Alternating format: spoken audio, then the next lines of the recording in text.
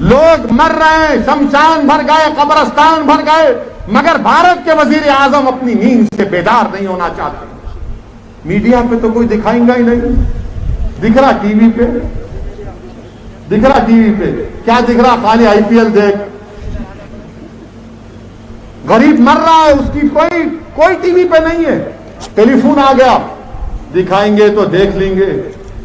اب غریبوں کو فیصلہ کرنا ہے بھارت کے کہ کیسی حکومت آپ نے لائی ہے۔ میں نے ووٹ نہیں ڈالا بی جے پی کو، آپ نے ڈالا ہے، آپ نے ان کو اپنے اعضاء پر یہاں پر مسلط کیا ہے، اپنے آپ پر۔ میرے عزیز دوستوں اور بزرگوں، میری عزتدار ماں اور بہنوں، یہ ماہ مبارک کا مہینہ ہے اور آج 13 رمضان ہے۔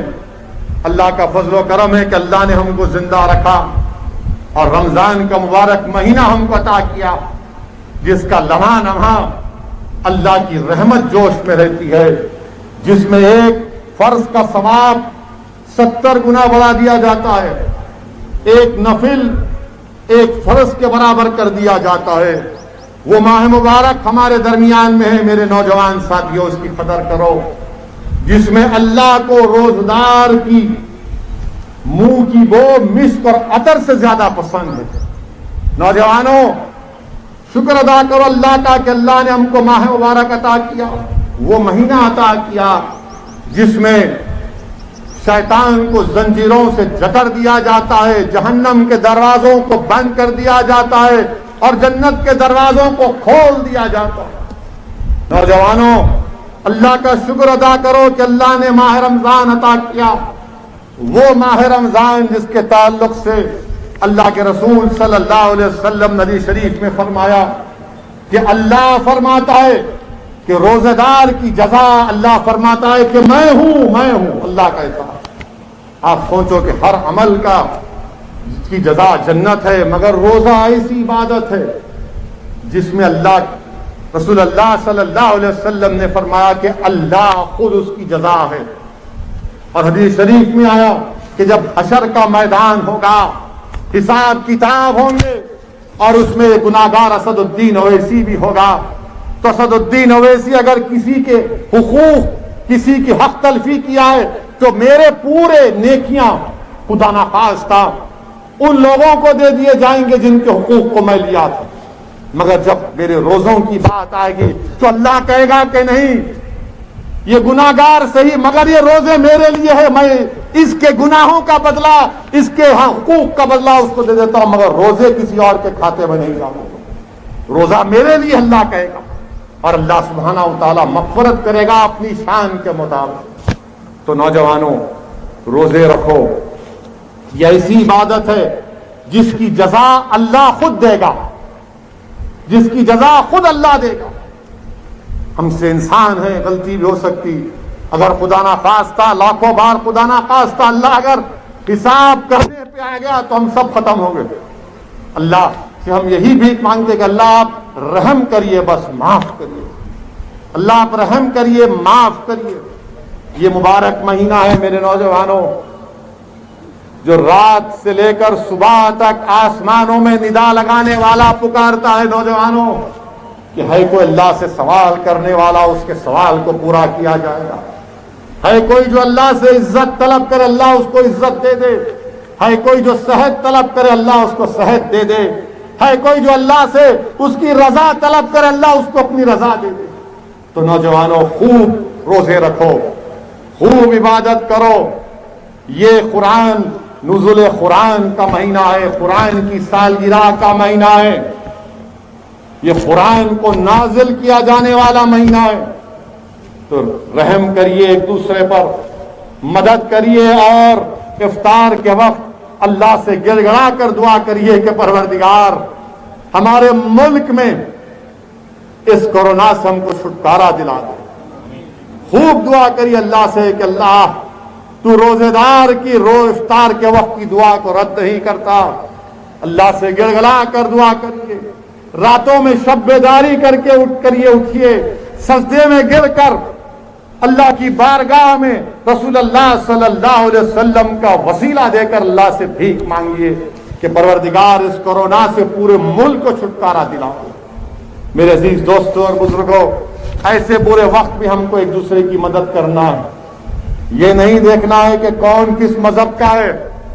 یاد رکھو، اگر آپ کسی کو جانتے ہیں دولت ہے تو تم دولت مند ہو تو اس کا مطلب یہ نہیں کہ اللہ تم سے راضی ہے، اور اگر کوئی غریب ہے تو اس کا مطلب یہ نہیں کہ اللہ اس سے ناراض ہے۔ اللہ اس سے راضی ہے جو متقی اور پرہیزگار ہے، اللہ اس سے ناراض ہے جو اللہ کا باغی بن جاتا، گناہگار بن جاتا۔ تو جس کو اللہ نے دولت دی، دو مدد کرو غریبوں کی، یہ دولت تم کو اللہ کی طرف سے دی ہوئی ہے، یہ تمہاری نہیں ہے، غریبوں کو دو۔ تمہارے پڑوس میں اگر کوئی غیر مسلم بھی ہو، دلت ہو، ہندو ہو، کوئی ہو، اگر بھوکا ہے تو کھانا کھلاؤ، اس لیے کہ یاد رکھو قرآن کریم میں اللہ نے فرمایا کہ جب جہنم میں لوگوں کو ڈالا جائے گا تو اہل جنت ان کو دیکھیں گے، ارے تم جا رہے جہنم میں؟ بولے کیوں جا رہے؟ وہ بولیں گے دو چیز کی وجہ سے، ایک نماز نہیں پڑھتے تھے اور دوسرا بھوکوں کو کھانا نہیں کھلاتے تھے۔ تو نماز بھی پڑھنا ہے اور بھوکوں کو، مسکینوں کو کھانا بھی کھلانا ہے۔ یہ نہیں کہا جا رہا ہے کہ صرف مسلمان کو کھلاؤ، یہ کہا جا رہا ہے کہ جو بھوکا ہے اس کو کھلاؤ۔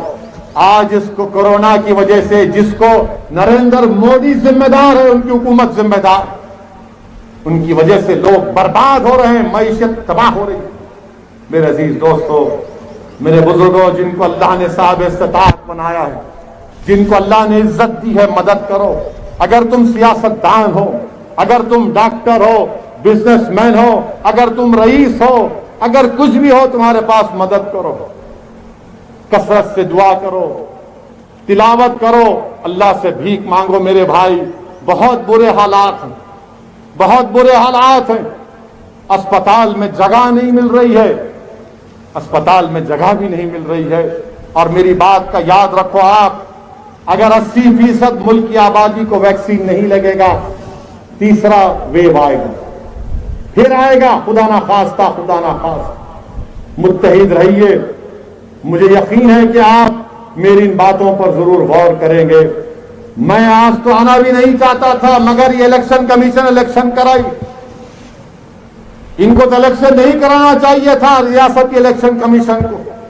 جب لوگ تڑپ رہے ہیں کورونا میں، آپ نے الیکشن کروایا، ٹھیک ہے، مگر 30 تاریخ کو آپ اپنے گھر سے نکلیے، اپنا ایک اور مجلس اتحاد المسلمین کے انتخابی نشان پتنگ پر مہر لگا کر اپنی پارٹی کو کامیاب اور کامران کریے۔ میں بھی آپ سے وعدہ کرتا ہوں کہ میں کوشش کروں گا کہ سدی پیٹ کو کم سے کم سال میں ایک مرتبہ ضرور یہاں پر آؤں، آپ سے ملاقات کروں، آپ کے درمیان میں رہ کر آپ کی بات کو سن سکوں۔ مگر مجلس اتحاد المسلمین آپ کی جماعت ہے، مجلس آپ کی شناخت ہے، مجلس آپ کی پہچان ہے، مجلس آپ کے بزرگوں کی میراث ہے، اس کو بچا کے رکھیے۔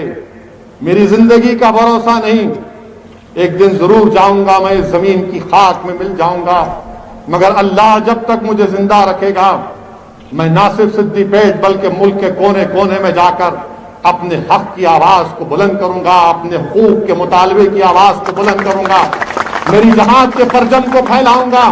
یہ میری زندگی کا مقصد ہے، اور ہم یہ کام کریں گے چاہے کسی کو پسند آئے یا نہ آئے۔ ہم کو صرف اللہ کو راضی کرنا ہے، ہم کو زمین والوں کی طرف نہیں دیکھنا ہے، ان کی رضا نہیں دیکھنا ہے، ہم کو اللہ کی طرف، اللہ کو راضی کرنا ہے، ہم کو اللہ کے لیے کام کرنا ہے۔ ہماری نیتوں میں اخلاص ہوگا تو ضرور اللہ سبحانہ و تعالی ہماری مدد کرے گا۔ میں حکومت ہند سے مطالبہ کر رہا ہوں، بھارت کے وزیر اعظم سے مطالبہ کر رہا ہوں کہ اٹھو، اٹھو مودی جی، خواب غفلت سے اٹھو۔ اس دیش کی جنتا پریشان ہے، اس دیش کی جنتا رو رہی ہے، اس دیش کی جنتا دیکھ رہی ہے کہ کہاں ہماری حکومت، کہاں وہ ہمارے جس کو ہم نے ووٹ ڈالا تھا، کہاں آپ نظر نہیں آ رہے ہیں۔ آپ دور دور تک آپ کی حکومت کے آثار نظر نہیں آ رہے ہیں، سمسان ویران نظر آ رہا ہے۔ بھارت کے وزیر اعظم دیکھو، ان چتاؤں کے، ان جلتی ہوئی لاشوں کے دھواں کو محسوس کرو، ان قبرستانوں میں دفنانے والوں کی آہوں کو محسوس کرو۔ یہ حکومت کو اٹھنا پڑے گا، یہ حکومت اگر نہیں اٹھے گی تو پھر تم حکومت کرنے کے لائق نہیں ہو، تو حکومت تو کر لو گے مگر یاد رکھو تم عوام کا اعتماد اور جو مورل رائٹ ہے اس کو کھو دو گے. حکومت کا کام یہ کہ پہنچنا چاہیے.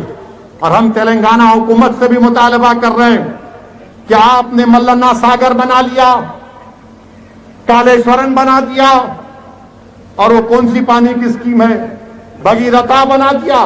اب ذرا دواخانے بناؤ.